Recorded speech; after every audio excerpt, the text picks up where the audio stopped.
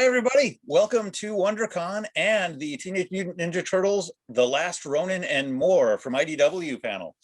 I'm John Barber, Editor-in-Chief at IDW Publishing, and we've got a great group of super cool Teenage Mutant Ninja Turtles people here. Kevin Eastman, you had something to do with Teenage Mutant Ninja Turtles. I actually can't recall. Well, I met this incredibly talented artist named Peter Laird, and I stole all of his ideas. And I was fortunate enough to meet up with the incredible Peter Laird many years ago. I think we're coming up on 37 years. And together we did a couple sketches, which then evolved into an early form of crowdfunding, borrowing money from my uncle, and the creation of the Teenage Mutant Ninja Turtles. And the fact that I'm sitting here all those years later, still drawing turtles, still having a blast, and actually now working on a story with the incredible Tom Waltz, but Peter Laird, and is a dream come true. It's a childhood dream come true. So I'm so thrilled to be here. Yeah, and for the record, that was a joke. You've always been a personal hero of mine, and it's amazing to get to be here and work with you on this stuff. That was you never know, stuff's going to get pulled off of these things. Don't worry, I am the lamest joke teller in the world, so I totally got it. Another personal hero of mine, Tom Waltz. My name is Tom Waltz, and I am an editor at IDW Publishing, but also have been, almost 11 years now working on the writing side for Teenage Mutant Ninja Turtles. Initially with the ongoing series that we started back in 2011, and now with Kevin and Peter on The Last Ronin. So I've been taking a long turtle ride last decade or so, and it's been a lot of fun, and it seems to be a thing that nobody wants to kick me out of yet. So I'll just keep holding on until they do. And finally, one of my favorite writer artists, really anywhere, especially coming out from IDW right now, Mr. Bram Ravel. I'm Bram Ravel. I wrote and drew the two Jennika miniseries. Well, the first miniseries and then the first half of the second one. I'm the new kid on the block, I suppose, with these two crusty veterans. Jennika's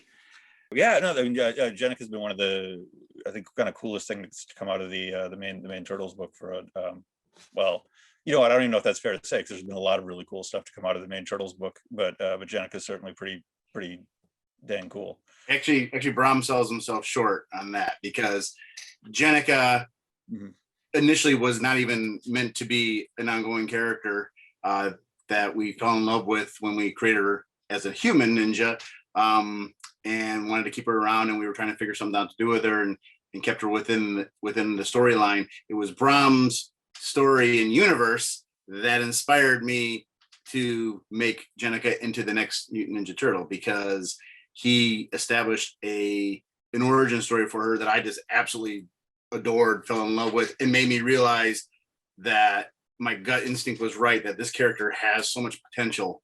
I just, for some reason, when we created her, I knew it, but I didn't know where that would lead. And it was Bram's story that has brought us to where we are now. So he's got a little bit of crusty veteran in himself.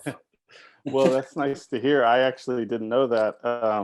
But obviously it was very much collaborative effect, because you came up with her and I kind of bounced off the ideas that were already there and added some new stuff. And so it was, when collaboration happen in this, nice fluid way, it's cool. And I had I didn't help with the idea to turn her into a turtle. I mean, that was that was a shock to me too. Yeah, that's when Sophie Campbell came into the picture. So you're right. Yeah. It was something that Kevin and I were talking about way back when we started the ongoing. Didn't know how we were going to make a female turtle, but we knew we wanted one. We knew there was a lot of demand for them, especially young girls at conventions asking about it. Something we wanted to do. You kind of said that groundwork. Then we brought in Sophie. She created, this wonderful design, and it's like that turtle. I always say there's lightning in the bottle for the turtles. There's a lot of bottles with lightning in them. Well, I just want to address just really quickly, because it really does take a village to create one single comic book, and certainly to go through 100 issues like we have with the incredible more than 100 issues now, of course, with the incredible team at IDW. Plus, when you think of, Universe and the spin-offs, but I just don't want to I want to make sure Tom doesn't sell himself short. I mean, he had the idea for Jennica in the first place, and he uses we a lot, but a lot of times he is the driving force. And at the end of the day, wrote 100 scripts and sort of really led the team, including Bobby and so many other fantastic writers and all the artists that we got to work with. So we is used loosely, but I point the finger at Tom. And then, but I do love the idea that Tom was the first one to bring up as Jennica as a character evolved into more popularity. He was the first one to point out to go, I think we see an opportunity where we can bring a female turtle into the turtle line. And that's when the discussion started. And that was issue 60 plus. So it's probably 2+ years before she appeared. But I loved, really, I thought that the sort of La Femme Nikita sort of aspect of what Brown did in that backup story and Turtles universe was just fantastic. It really, it brought the character to full fruition and really gave her a background in the history. So that's the lovely part of this entire team, this company, that everybody brings the A game, day in and day out, and it's pure joy, except for poor Bobby, who we always stress him out because we always want to know. That's long-suffering editor Bobby Curnow. For everybody playing at home. So much. Where's Bobby? Captain of the ship, but sometimes it's the ship of fools, and he has to steer it back. So we call him Mr. Spock. Privately. Yeah. I think Bobby turned this down. I think Bobby had somewhere else to be. I don't know. He was certainly invited. I was at IDW for a while, not as editor-in-chief, so I got to see turtle stuff totally from the outside, and then be sort of tangentially involved. I don't really do too much. I just kind of see all the stuff happening. But that's one of the things that's been kind of the coolest about it, I think, from the beginning, is how collaborative everything can be. I know we're seeing that right now in something we can't really talk about yet that's coming up with Tom and Sophie, but just how everybody that's been involved in the series is just so open to everything. I think that's been a hallmark of making the stuff work. I literally have heard Tom saying the same thing about Brom, privately. Like, it isn't just a thing that gets said out in public. So yeah, I mean, that's wonderful. I think that really does bring, like, that helps make the Turtles so good month in, month out, when all the miniseries, all the main series, everything. Yep. Speaking of miniseries, we were doing a little Turtles miniseries right now that I don't know if everybody's managed to hear of, called The Last Ronin.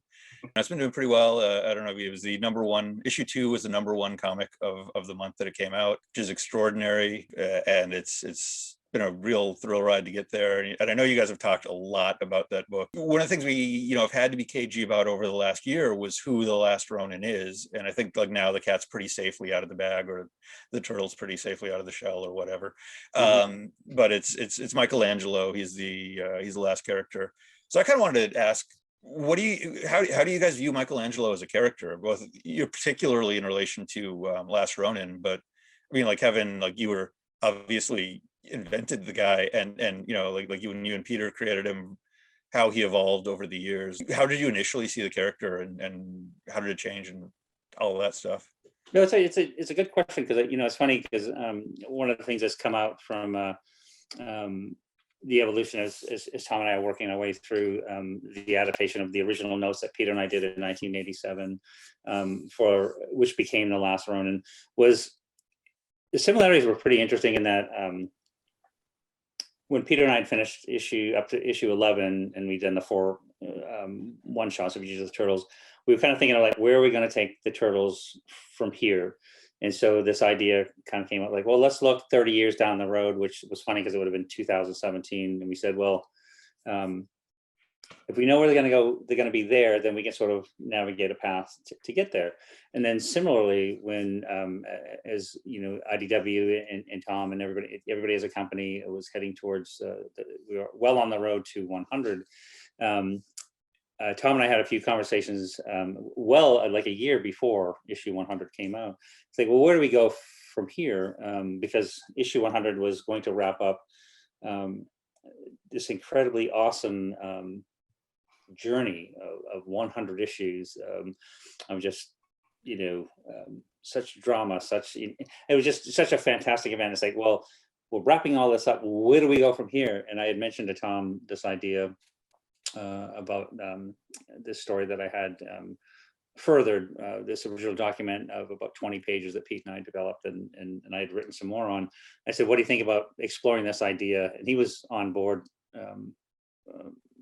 right away. And then we were thinking like, well, at that time, I think Tom still had 9 or 10 issues to write. So I just noodled around with. So we sort of fleshed it out and behind the scenes. But the idea of who the Last Ronin was came up very early on. And to me, for many reasons, I mean, this is the first drawing, the first turtle ever done, and it was Michelangelo before it was Michelangelo, the headband and the nunchucks and everything. And I just felt that really, and I think Tom agreed immediately too, that there was no second choice, because he was the one that would give us the most dramatic element, a storytelling element, where he's the least expected to have to evolve into this ferocious character that he becomes, and the character he becomes in the story, the importance of what he becomes in the story over a period of time, that the transition just gave it a really wonderful storytelling element. And then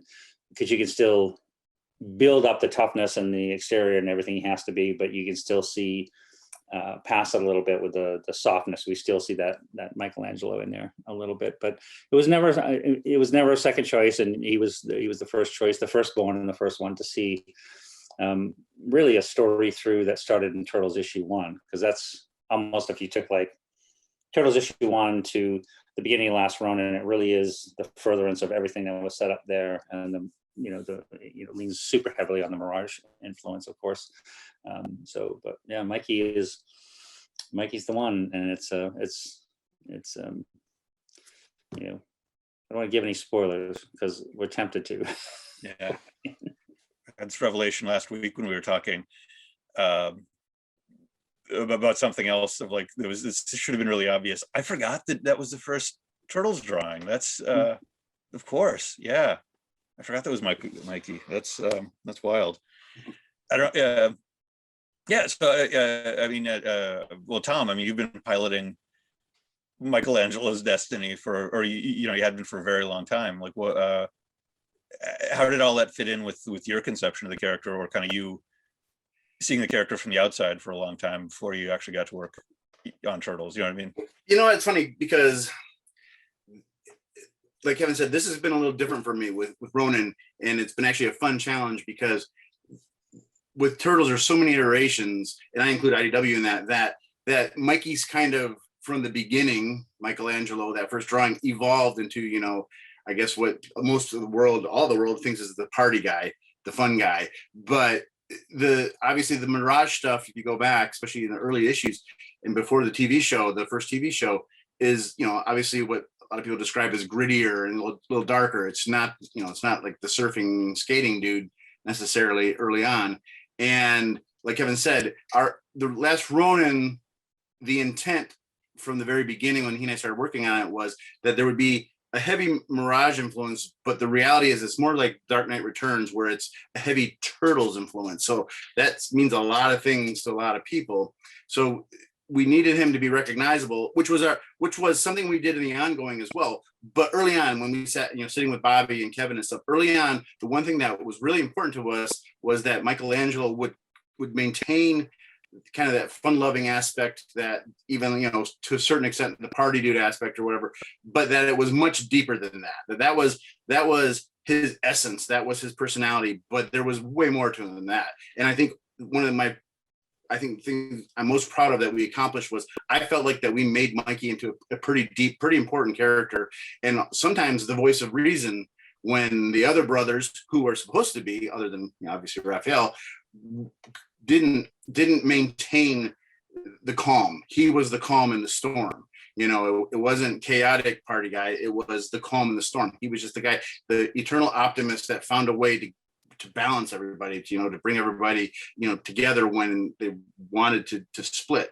Coming into Ronin, it's a bit of a different Michelangelo because we are leaning so heavily on Mirage, but it's not just Mirage. So the challenge was to find a way to make sure that the Michelangelo that most of the world knows now, especially since, the popularity of the original cartoon is still there, but because of all the things he's gone through in this story specifically, but because of all the things he's been generally, it has to speak to all the fans, because there's fans that aren't fans of that original cartoon. I mean, I can speak for myself personally.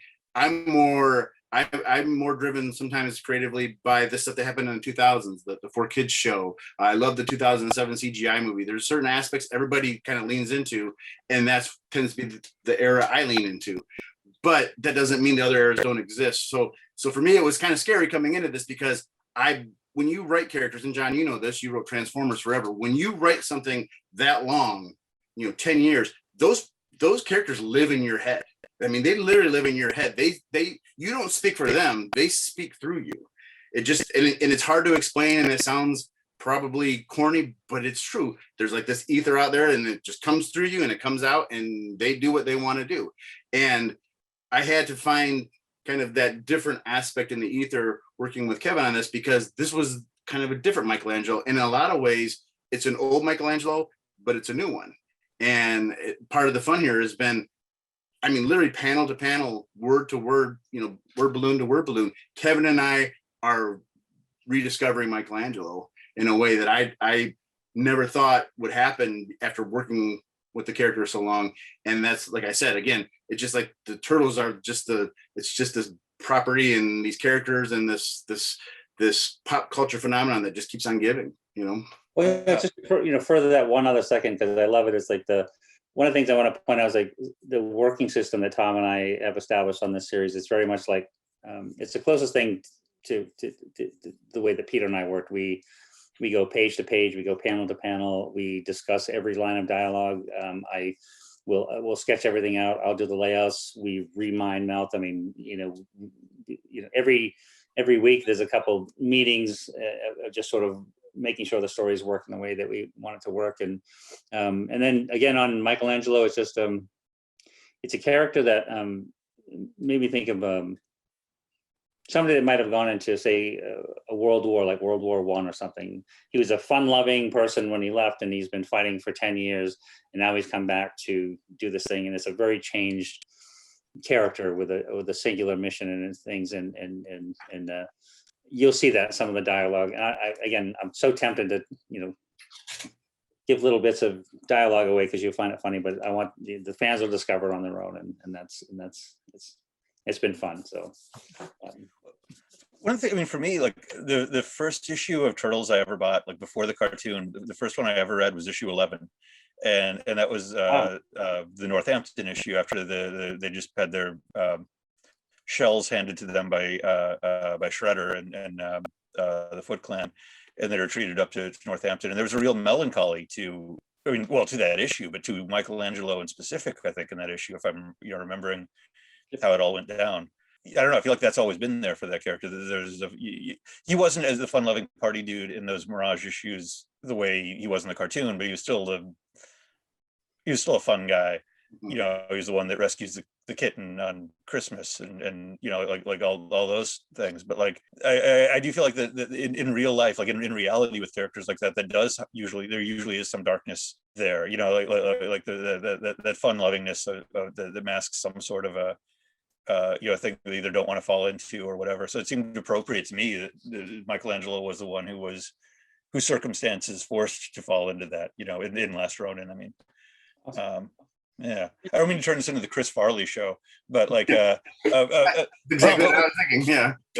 You remember when you were with the Beatles, and no, I'm kidding. No, but it's so right. In fact, I'm so glad because that was honestly, that was, as I touched on this a little bit ago, it was just by the time Peter and I finished issue 11, that was the moment when we started working on this idea of the story set 30 years in the future, because it was like we'd wrapped it up, and that was one of my the Leo issue 10 and 11 were some of my favorites. I love them all dearly, those things, but there was just something about that issue that sort of firmly established the family aspect of all things turtles. You get that one shot of, you know, all turtles after they had rescued April from the ice, and it's like Casey and Splinter, and that's the original family. That's been the original family through every version of the turtles throughout. And so I think that's a lot of stuff that you know, what I love about the IDW series, and that a lot of stuff that Tom and the whole team, Nickelodeon, everybody staged, was pulling ideas from different turtle universes to create this platform to tell stories from.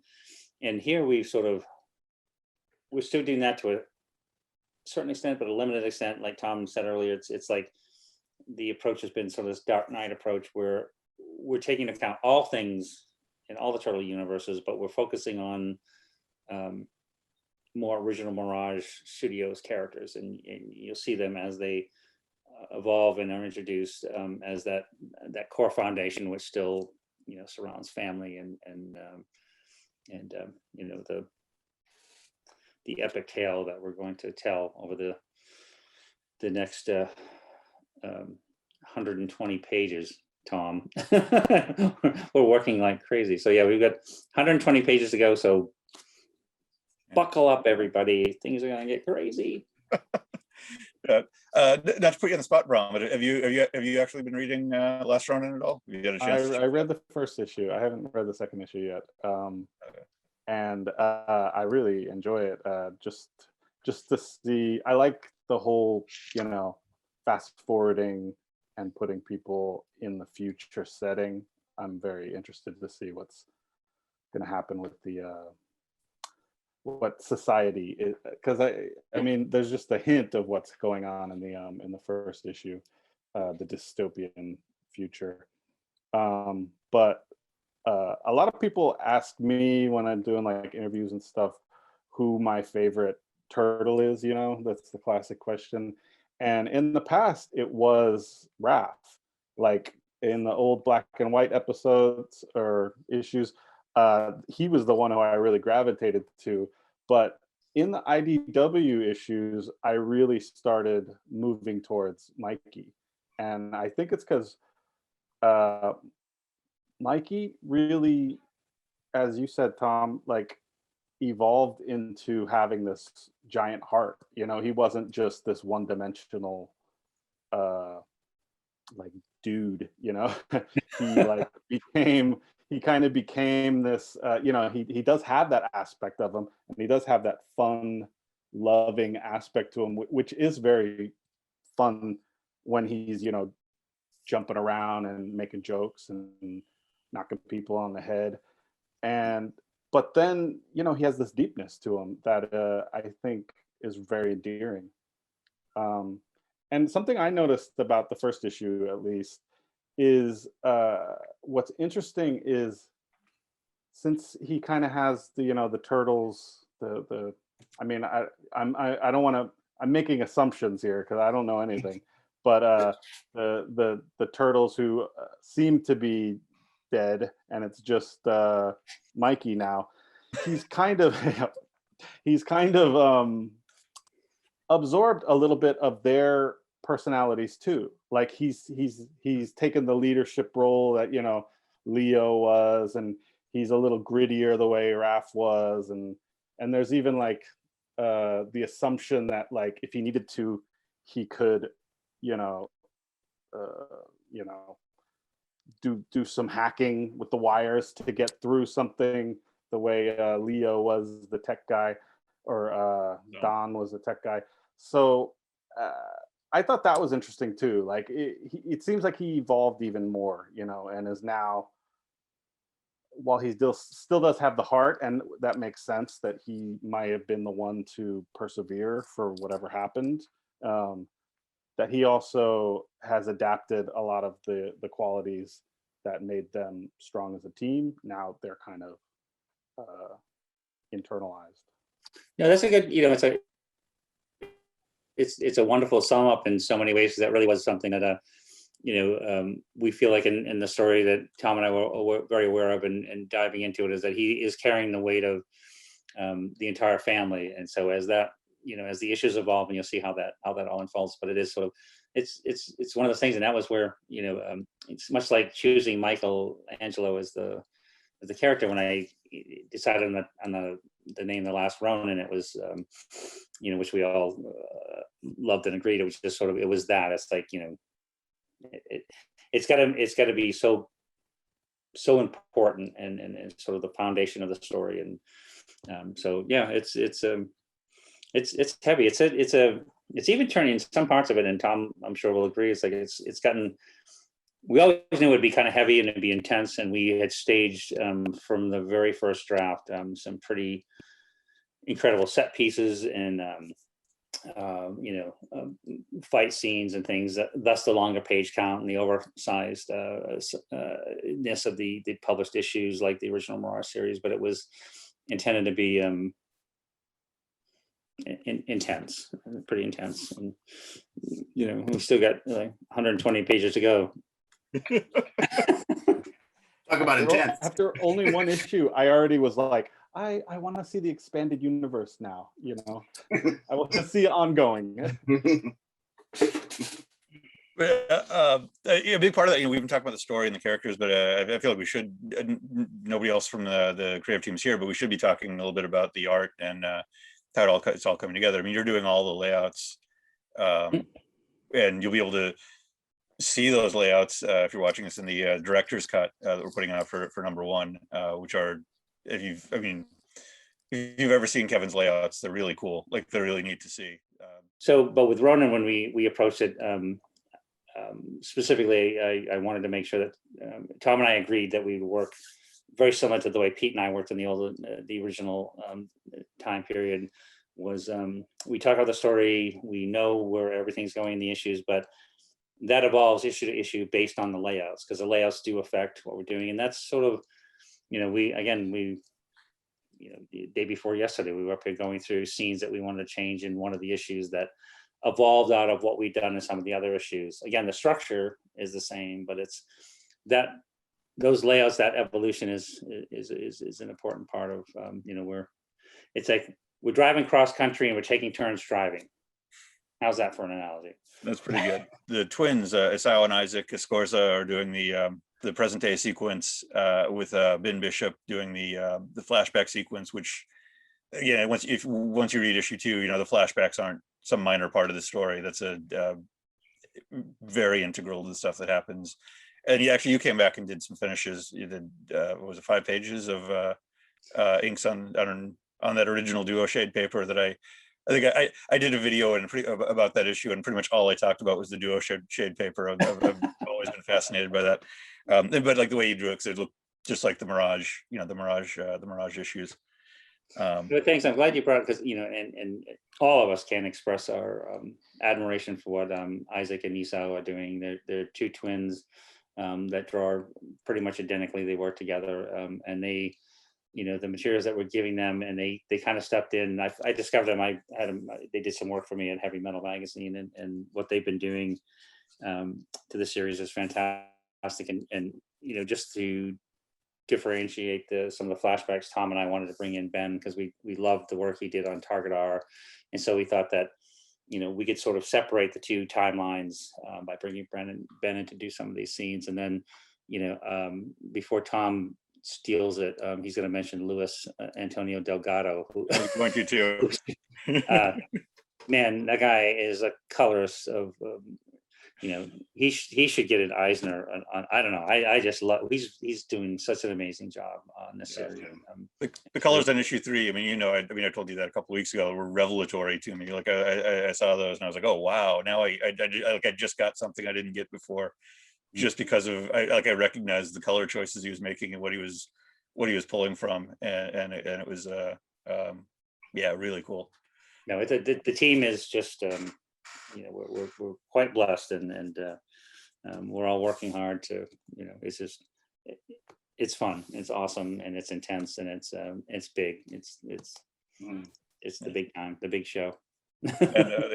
And longtime Turtles letterer Sean Lee rounds out the team. Got to throw him out. He's never going to watch this, but just in case. But as important and amazing and as much as I love Last Ronin is, it isn't the only Turtles limited series going on right now. And Bram, you've been very, very patient for all this. But Jennika 2, the as the title indicates, the second Jennika series that you've been writing and drawing. What's Jennika 2 all about? And I think we touched on the character already, so hopefully everybody knows she's the female turtle that was introduced a couple years ago. Well, the second one is kind of my take was trying to expand on what I did in the first volume or the first miniseries, which was kind of expand on Mutant Town and what she's kind of looking for in being kind of a leader there. I mean, for me, what was interesting about Jennika before she became a turtle was that she had this very complicated past. I mean, when we first met her, she was the lead assassin for Shredder and in the Foot. And what was interesting is how she transitioned into first being Splinter's right-hand man and then kind of being, the Turtles' adopted sister, and that's a kind of crazy arc, to go from being, Shredder's lead assassin to being, one of the family. And so when I did that that backup feature that Tom talked about, the main thing was trying to encapsulate in this character what was the mindset of someone who could make that journey. So for me, she was someone who was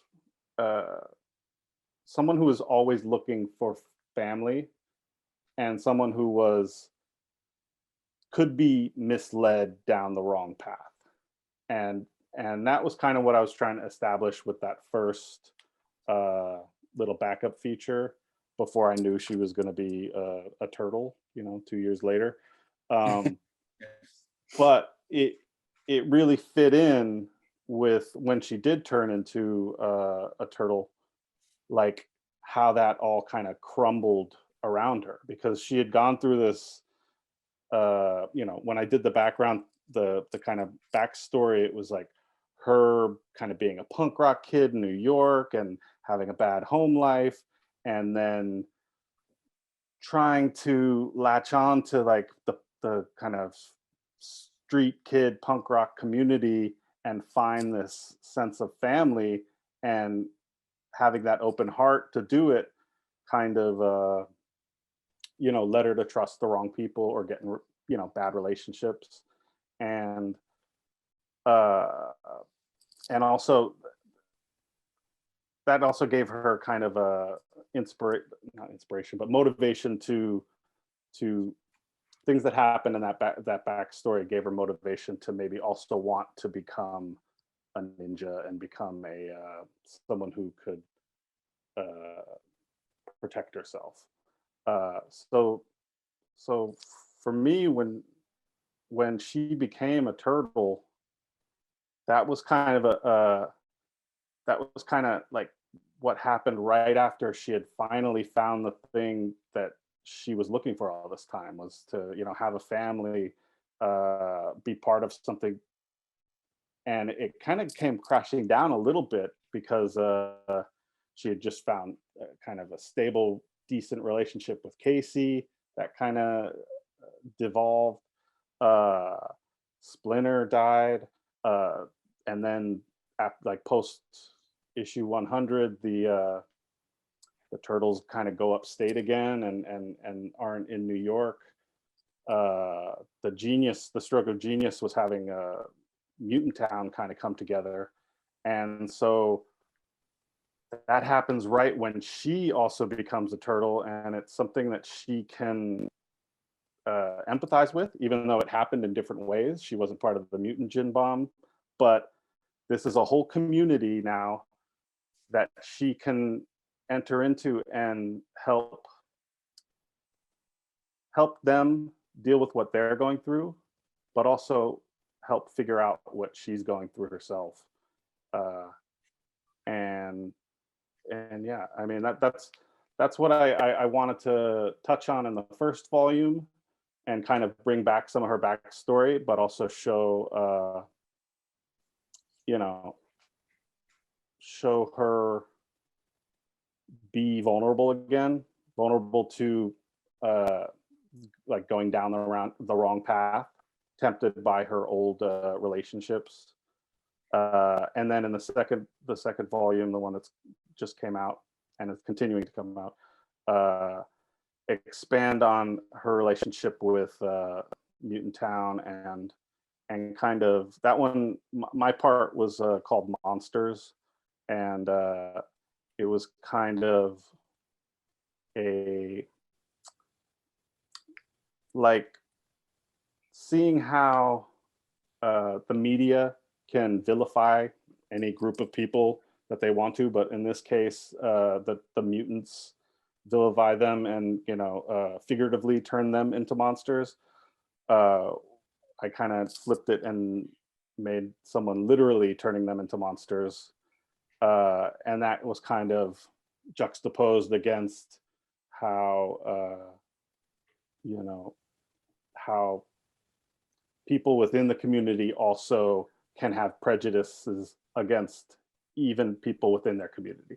So whether it's how she sees the criminal element that is kind of working behind the scenes in Mutant Town, or how they see the kind of homeless population that's living deeper underground. Everyone kind of can easily vilify or turn into a monster their known neighbor, even if they too are mutants.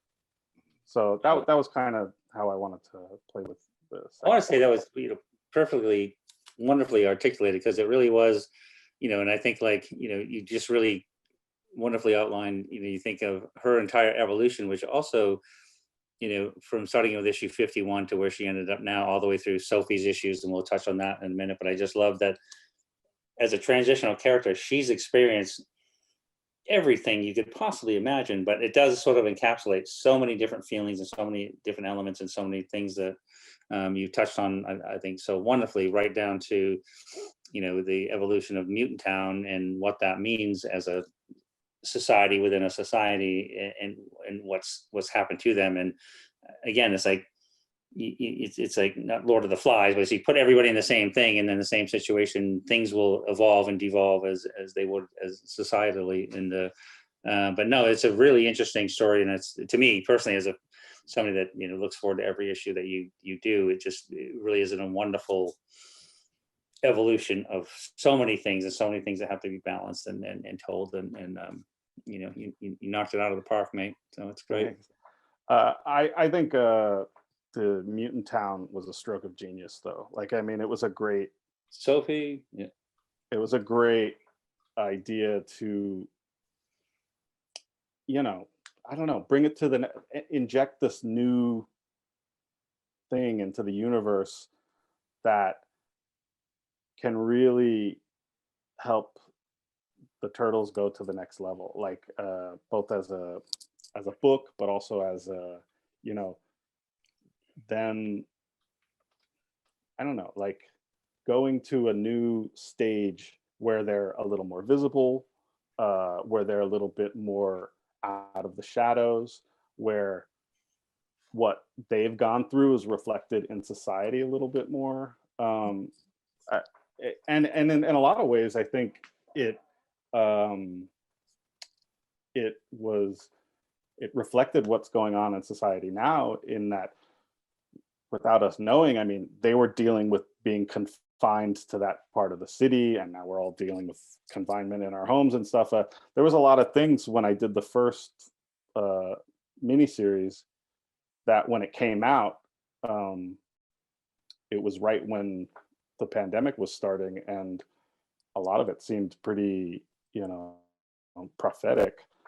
But it was all in the DNA of Mutant Town in general. No, I think Tom will address it, I think, probably even better than I could with just, I love that when he staged and that, you know, as it was created and evolved, that, you know, Hob would set off the mutagen bomb and what would happen thereafter.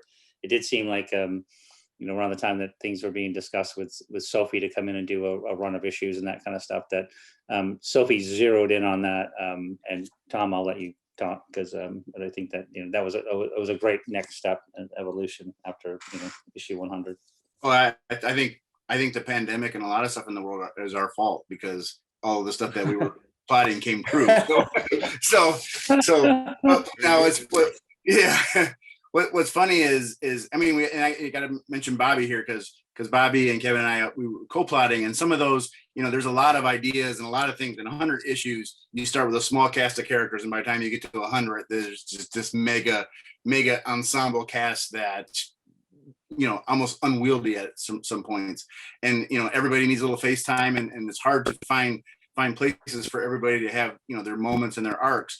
But you know, there's some ideas that I have to credit Bobby with. Like, it was his idea. He was the one that said, you know what if there's a mutagen bomb? And it was just this idea that he throws out there, and he's just the master of kind of throwing these big, you know, set piece ideas or plot changers, and then it's for us to kind of take them into whatever direction they go. And like I mentioned earlier, the characters kind of do that for you. They tell you what they're going to do. But it is interesting to me that there's a lot of things that were happening in our story that, you know, not because we were pulling from the world. It's just that maybe this is the world, and maybe that's why Turtles work so well, because despite all its weirdness, at its core, there's family values, and there's conspiracy, and there's political intrigue. All that stuff is there, but not and the characters are weird enough that you can kind of play that real, which is bizarre. You know, you don't have to have them doing super crazy things. They're just crazy characters in a world that's already crazy. So I mean, think about it. You've got a wall, you've got people being changed into things or being put in quarantines that they don't have any control over. And I think that just is an odd reflection of the real world. But yeah, with the Mutant Town thing, we knew, you know, I was going to end at 100. We've had the idea that there would be these new mutants, and there would be this part of the city that would be walled off. You know, Baxter Stockman becomes mayor, but we also knew that it was time, like Brom said earlier, it was time after 100 issues to inject kind of a new take on things, some new blood, and we knew Sophie was the perfect person to come in, because Sophie has a really good grasp on, I think, like this idea of this mutant community, and where I tend to be more, I don't know how you describe it. There's more of a, like I said, a conspiracy side to what I'm doing in many ways. Not that I don't like the family moments; those are my favorite. But I knew that somebody else had to come in and nurture this new reality.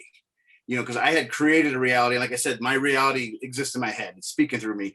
And it was time for somebody to come in and give this kind of a new take, a new approach. And Sophie was perfect. It's been awesome. And I think one of the things Sophie has continued to do that we've done since the beginning is take a patient approach to this storytelling. And sometimes it's hard to be patient, even with Ronin, Kevin and I, you know, it's like, we only have 5 issues. It's hard to be patient. Sometimes you're so excited to get things out there. So, I mean, a specific example might be a character like Leatherhead. Leatherhead's very popular, but it took us, you know, many arcs before we brought Leatherhead out, because it didn't make sense to bring Leatherhead out before that. Bebop and Rocksteady, the same thing. Jennica, I mean, like I said, from the very beginning, we were talking about a Jennica-like character, but we didn't know who it was, and we weren't going to do it unless it felt right.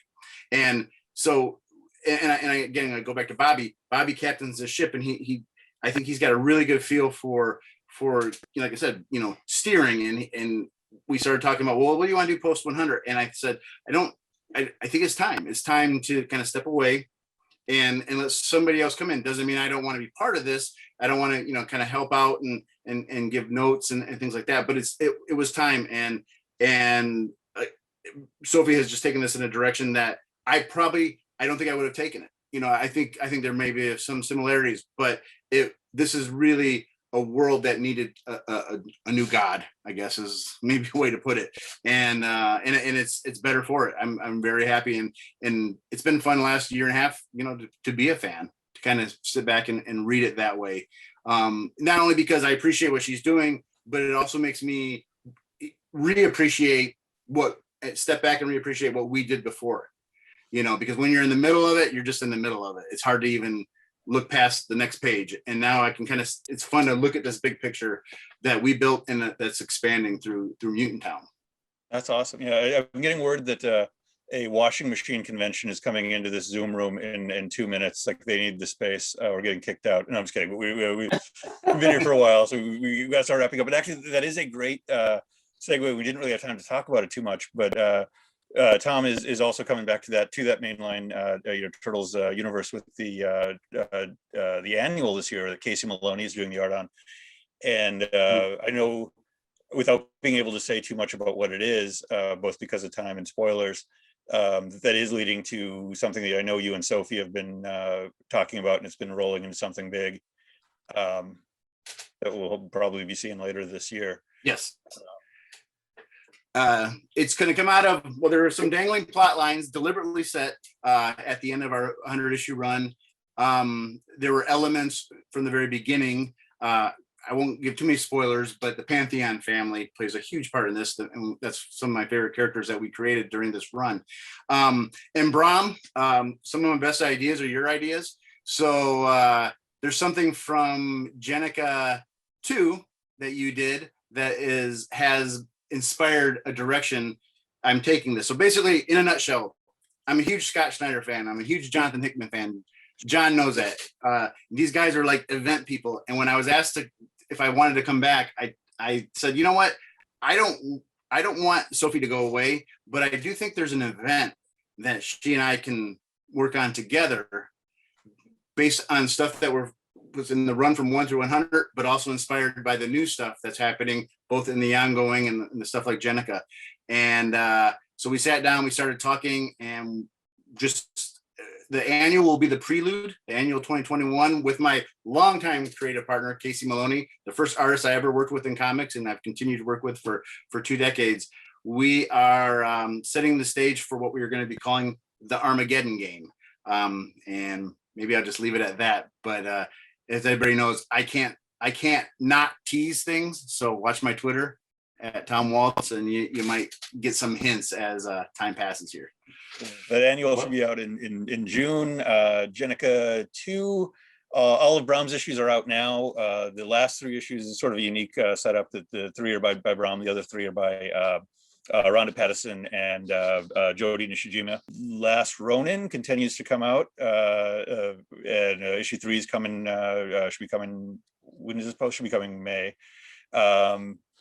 And look for the director's cut of that. Talked a little about Michelangelo. Luckily, IDW has just put out a best of Michelangelo one-shot with 100 pages of classic Michelangelo stories, handpicked by, well, I know by Bobby, but I know I literally just started asking Tom asking Kevin for some help on pulling some of these other ones together, some of these other best ofs. And Sophie Campbell writing and drawing the Turtles ongoing right now. Nelson Daniels coming on for an issue in a little bit with Sophie writing. But that's leading up to some big stuff, or, leading up to the culmination of a lot of stuff that Sophie's been working on for the last, 20 months or so. Yeah.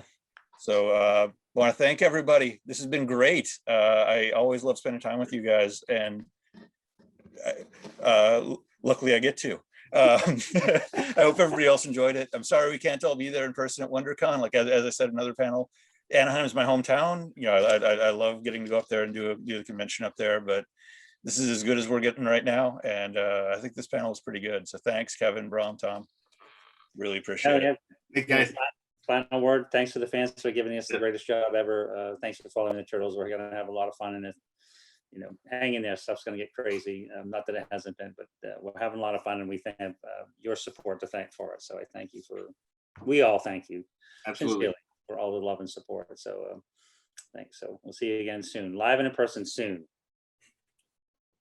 Bye. Thanks. Cheers, guys. Bye.